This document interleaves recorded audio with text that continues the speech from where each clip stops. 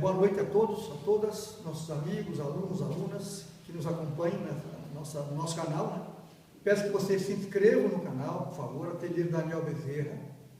Compartilhem, divulguem esse canal, essa ferramenta da internet é boa, mas é preciso fazer a divulgação, a ampliação disso, né?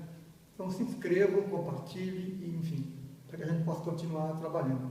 Bom, eu sou Daniel Bezerra, para quem não me conhece ainda, professor de pintura e artista plástico, né?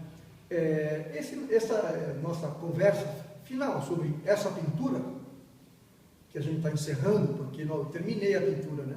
Foram longas 32 sessões, essa é a 32ª, e nós vamos encerrar então esse ciclo, certo? Então eu vou comentar primeiramente esse processo de trabalho, do meu trabalho de pintura, depois comentarei um pouco mais do pintor, né? A vida dele, a formação e as influências dele, e mais simbolicamente o que ele quis dizer com esse trabalho, né? Que implicações tem simbólicas, né? Esta pintura. Bom, eu pintei esse trabalho, portanto, começou como uma ideia de um exercício para os alunos fazerem em casa, vocês fazerem em casa, e quem quisesse fazer, percebi que era difícil, né? Alguém em casa acompanhar sem a minha orientação, e mesmo com a minha orientação. Então, gente, é o seguinte, olha, uma pintura assim, para fazer, tem que ter muito domínio do desenho, muito domínio do desenho. O desenho é básico, estudar durante alguns anos o desenho, muito. E depois o domínio da pintura, da palheta, o universo das cores. Em terceiro lugar, estudar os pintores. Só se aprende a fazer pintura assim acadêmica, com essa linguagem clássica, se você estudar os pintores. Vou dar um exemplo bem banal aqui. O cara gosta de literatura, pensa em ser escritor. Qual é o primeiro conselho que darão para ele? Leia Machado de Assis, Dostoiévski, Thomas Mann, não é? É isso que vão dizer para ele. Então não tem outro jeito. No caso da pintura, é a mesma conversa. Se quer estudar a fundo, ou quer fazer pintura com domínio técnico, como aqueles mestres do Renascimento, a grande pintura quer fazer, ótimo. Desenho, profundamente, dedicadamente, pintura em si, técnicas de pintura, que tem muitas maneiras de pintar, tinta à base de água como eu uso, acrílicos, guaches, têmperas, né? PVA, tintas à base de resina, que são tintas à base de água, da família das tintas acrílicas desse grupo, tintas a óleo, enfim, o desenho e a pintura. E na pintura não é só os materiais e como usar, o mistério das cores, a família das cores, as misturas, onde tem luz, onde não tem luz, como é que as sombras se constroem, estudar. Essas técnicas constituem, tendo como base o desenho, essa capacidade de fazer a linguagem clássica da pintura. Essa Santa Ceia poderia ser pintada de maneira mais solta, mais rápida, não é? Abstraída, borrada, à vontade. Errada, torta. Eu vejo muita Santa Ceia que a anatomia não bate. É um horror. Para eu ver, me dói, me parte o coração. Mas como eu fiz um estudo específico do Juan de Ruanes, esse pintor espanhol de Valência, do século XVI, que já falarei dele, eu fui fiel ao estudo dele. Quis fazer um estudo fiel, uma cópia dele. Então tem que saber fazer o pano, tem que saber fazer as dobras todas, tem que saber fazer as anatomias do rosto, a musculatura, fazer as luzes dos rostos, certo? Essas são preocupações de uma pintura com a linguagem clássica. Eu gosto de simplificar, vocês me conhecem, com a linguagem de museu, aquela pintura que você vê no museu e enche os olhos. E mais, o quadro inteiro tem uma estrutura, né? Então ele vai fazendo no fundo figuras mais escuras, mais na penumbra, aí dá um outro plano de figuras um pouco mais claras, como a linha do Cristo. Ó, então essa luz tem que ser parecida, está vendo? Lá no fundo, penumbra, né? Porque o quadro é isso, é uma estrutura que tem que ter uma afinação, não é uma coisa aleatória. As figuras da frente, o primeiro plano que ele cria aqui, ó, o primeiro plano é esse primeiro plano que você vê na pintura. Que tem essa figura e essa figura, mais iluminação, mais qualidade, tá vendo? A luz incide por aqui. Então, esses são elementos da pintura clássica, que exigem um domínio mais específico para fazer, certo? Esses metais, essas coisas assim, ó, bem com naturalistas, né? Ou dizendo bem erradamente, realistas, essas texturas, que eu digo a vocês, na aula eu digo que textura é fazer algo que eu saiba o que é. Se é pano, eu tenho que fazer um tipo de trabalho de tinta que quem vê fala, poxa, é um pano, é uma seda. Então ele tem que ser pano, tem que ser alumínio velho, tem que ser pano, tá certo? Tem que ser um cobre, metal mais amarelado, e assim por diante. Então, fiz essa pintura, por isso que foi difícil, foi um exercício para mim muito profundo, porque desenhei diretamente, sem usar planejamentos, de quadriculados, nada disso. Foi um desafio que eu fiz, porque estava numa época de reclusão, isolado, né? E a gente fica até mentalmente abalado. Imagina eu que trabalho com alunos, com gente, com cliente para ver quadro, de repente eu fico sozinho, sem nenhum movimento, né? A pessoa fala em uma empresa, num banco, sofreria menos, mas eu dependo de pessoas, da conversa, cessou tudo isso. Então essa pintura, esse mergulho na dificuldade que eu fiz, me ajudou a ficar bem, mentalmente bem. Então é um quadro muito difícil, eu sei que autoelogio é negativo, é uma coisa desagradável, mas eu sempre aprendi quando os pintores falavam para mim das suas pinturas. Então quando eu falo da minha, eu penso que estou ajudando alguém, incentivando, explicando algum segredo, tá certo? Então eu tenho todo um planejamento de cor, de formas. Aí quando eu desenhei, eu chequei se as mãos estavam todas emparelhadas, os movimentos, depois os braços, os tamanhos, tudo isso vai sendo visto, e cada dia que passa surgem mais problemas, não tem facilidade, aí você vai ter que ir resolvendo, é como uma orquestra grande, você mexe num instrumento, desafia os outros, tem que fazer o todo funcionar, tá certo? Então usei esses materiais, usei tintas simples, de pote, à base de água, repito, que quem é aluno sabe, já viu até nos meus vídeos como é que eu uso aqui, uma tela comum, lienço, como queira chamar, ou canvas, como queira chamar, que é essa base aqui, tá bom? Então esse foi a minha pintura. Bom, agora eu vou entrar, aliás, quero dizer a vocês que eu até esqueço de dizer, porque eu tenho um ateliê onde eu ensino isso, né? Eu espero que essas aulas inteiras que eu tenho feito, mais esses vídeos de artistas, de mestres, que eu tenho feito, já fiz do Velázquez, do Michelangelo, pequenas pílulas, né, sobre uma obra de cada um.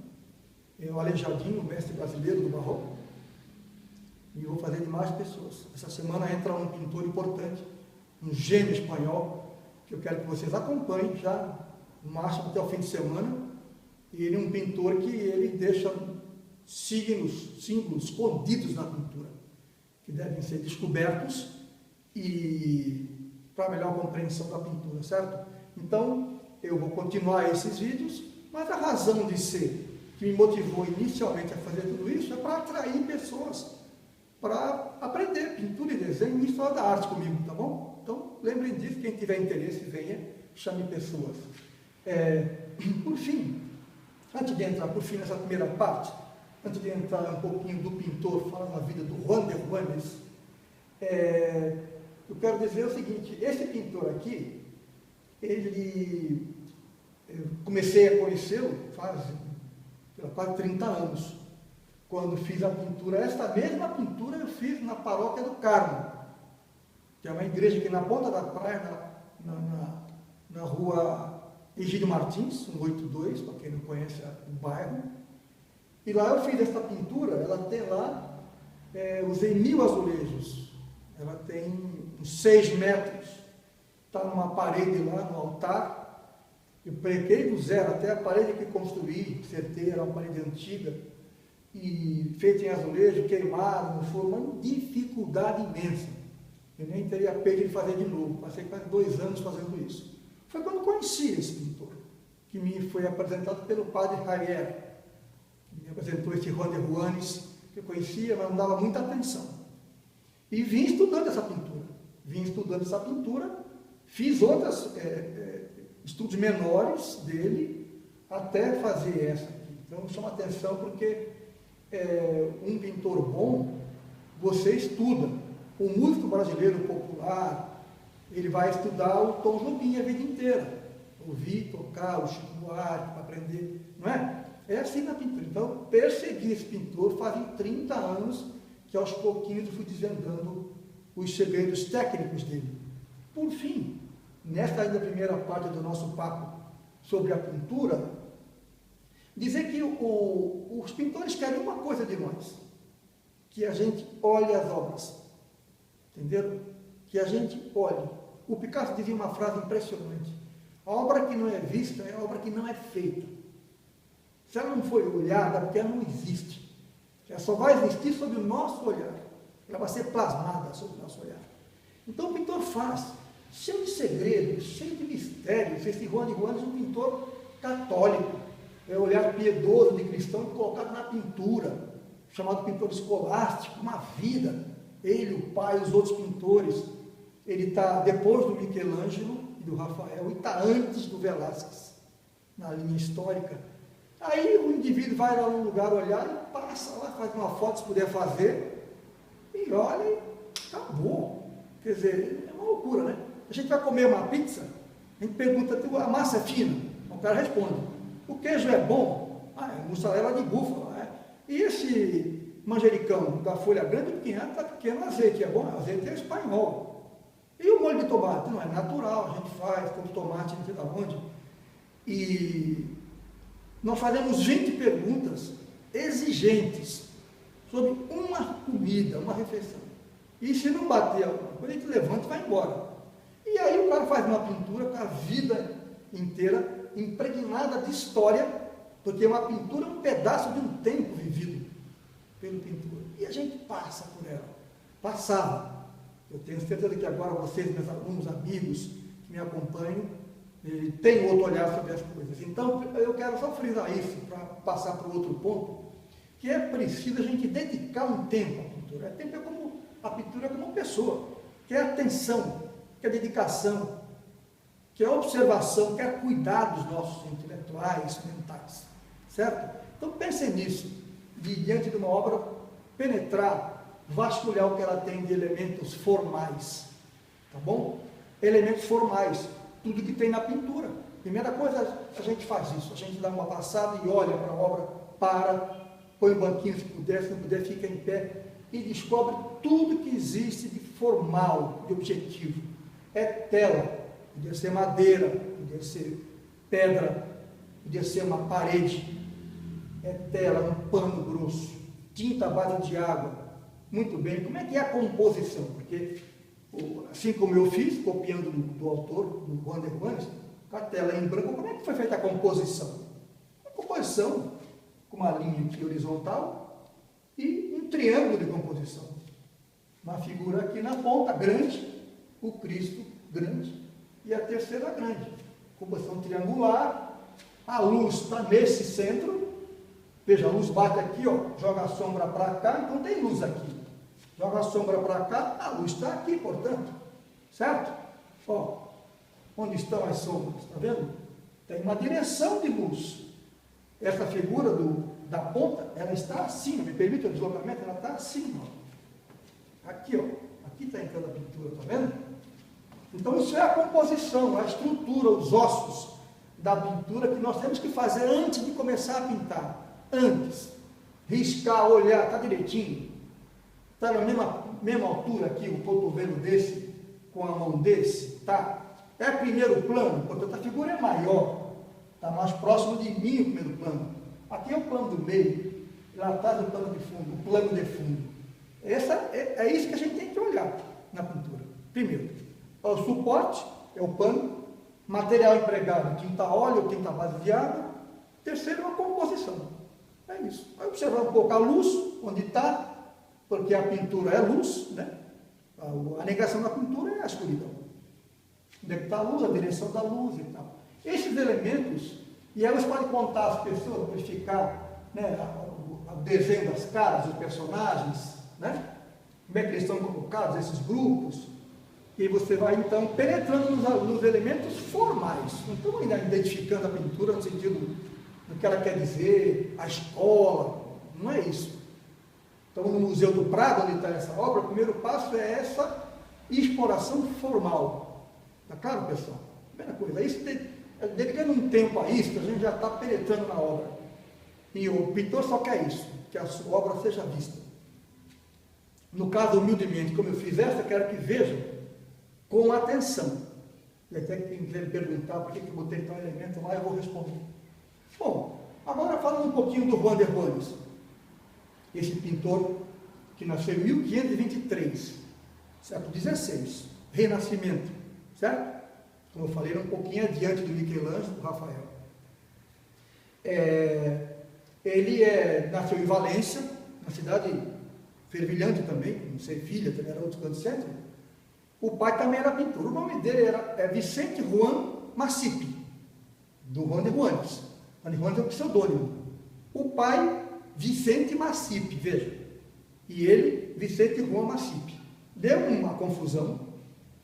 Num dado momento, até hoje, historiadores da arte espanhola não sabem se certos quadros são do pai ou do filho, ou dos dois. Por isso que ele, imagina-se, num dado momento mudou de nome, passou a chamar-se Juan de Juanes, certo? Dizem os historiadores mais próximos da obra que foi para diferenciar o seu trabalho do pai.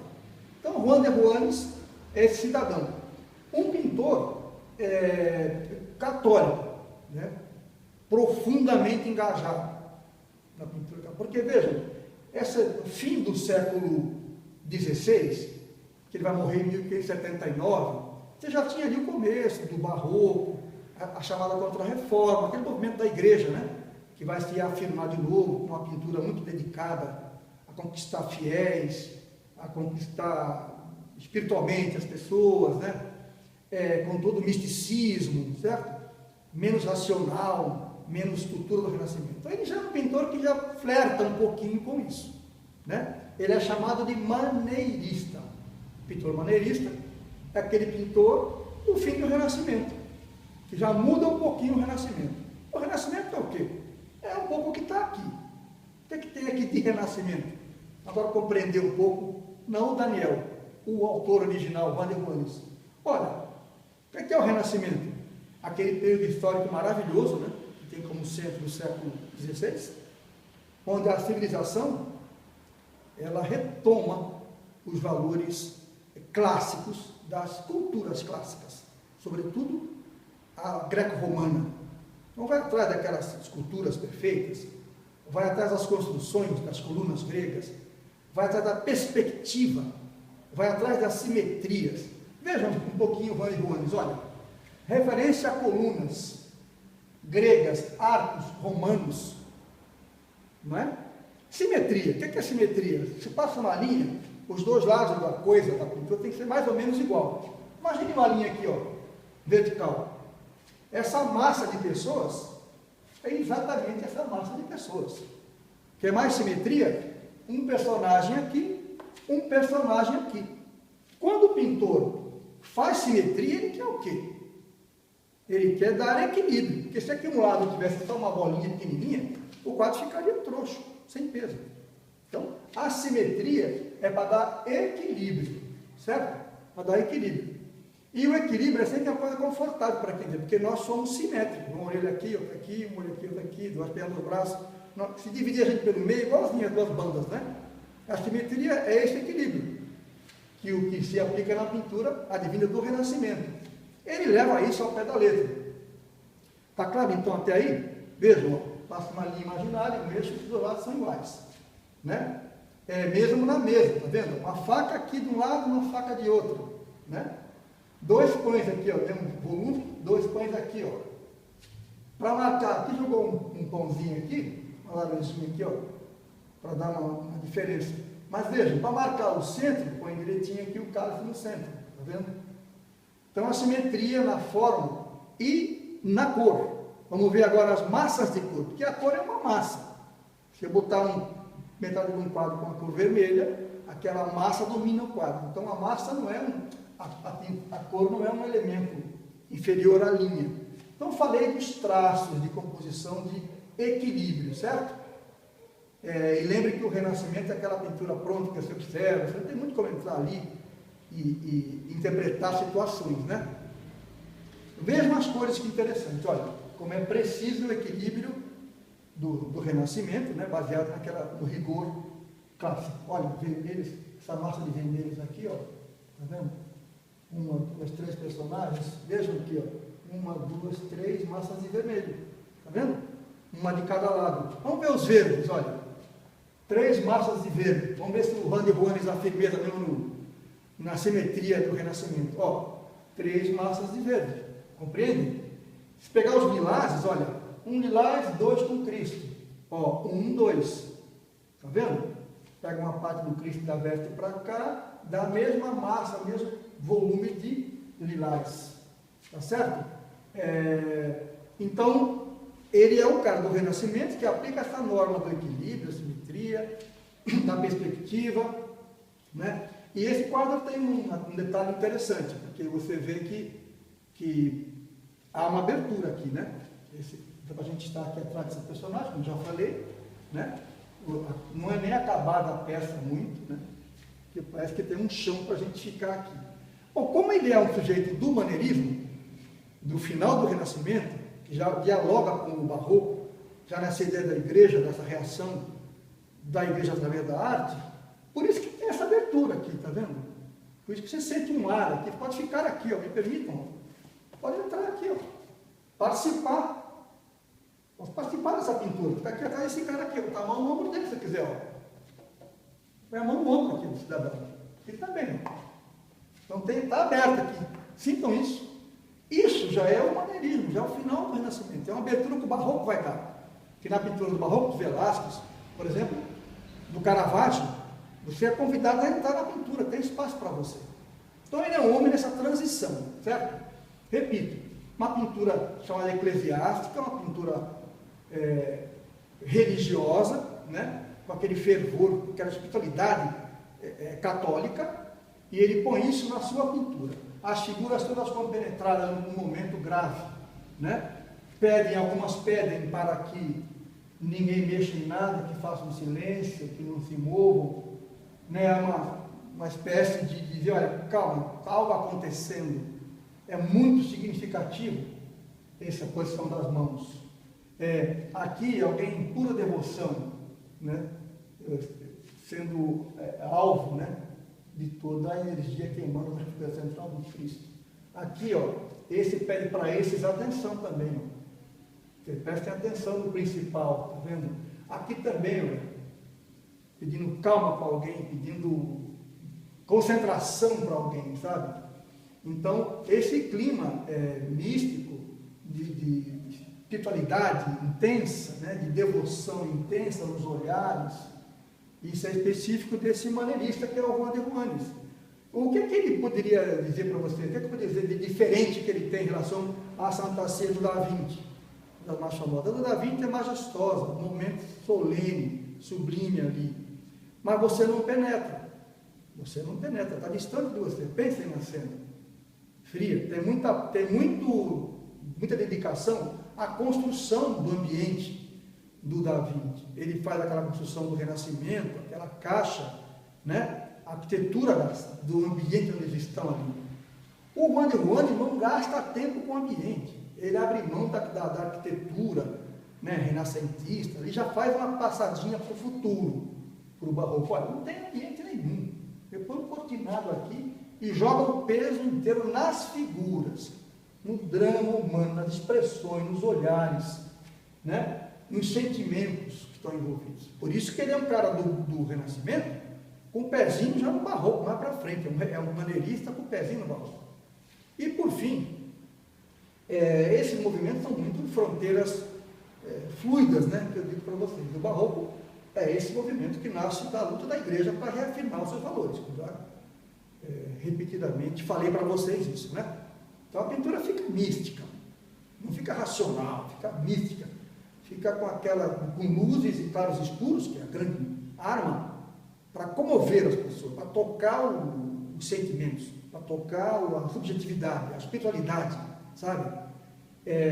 Menos atenção para a forma física e mais para a coisa da alma, da espiritualidade. Isso é o barroco, né? E a ferramenta estética foi o claro escuro. Lembre do Caravaggio, que eu já falei? O Caravaggio faz as suas pinturas e faz um foco de luz onde quer, né? Nas pessoas, na mão, na veste, para chamar a atenção para aquilo e para dramatizar.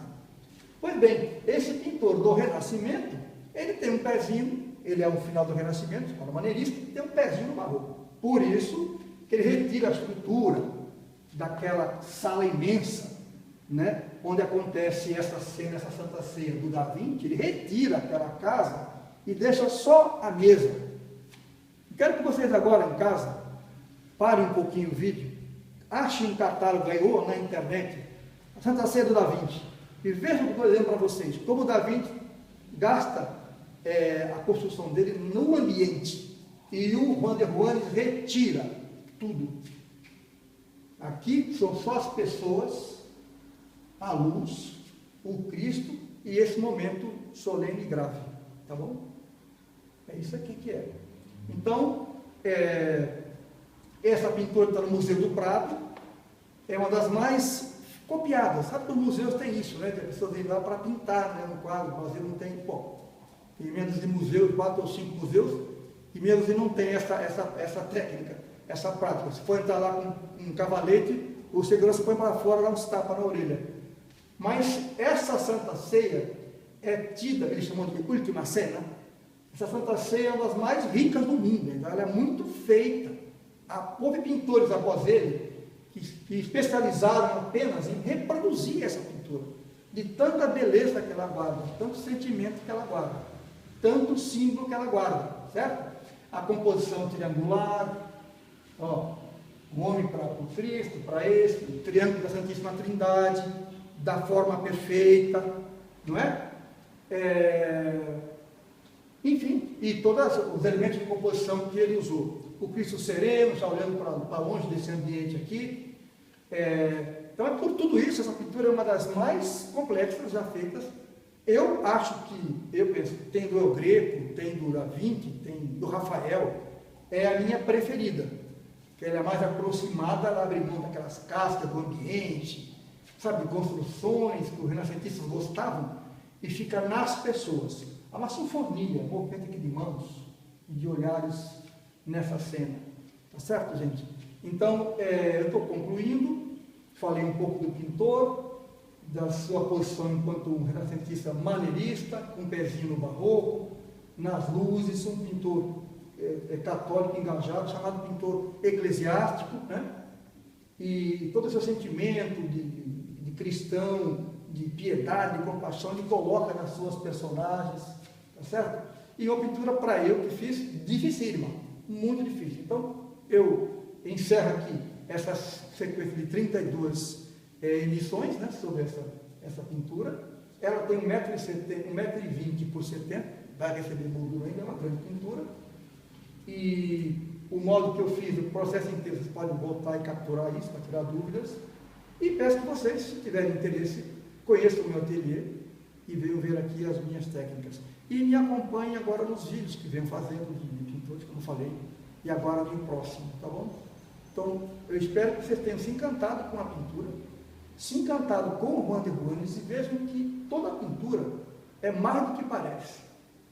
Toda pintura é mais do que aparece, tá bom? Boa noite, obrigado, um abraço.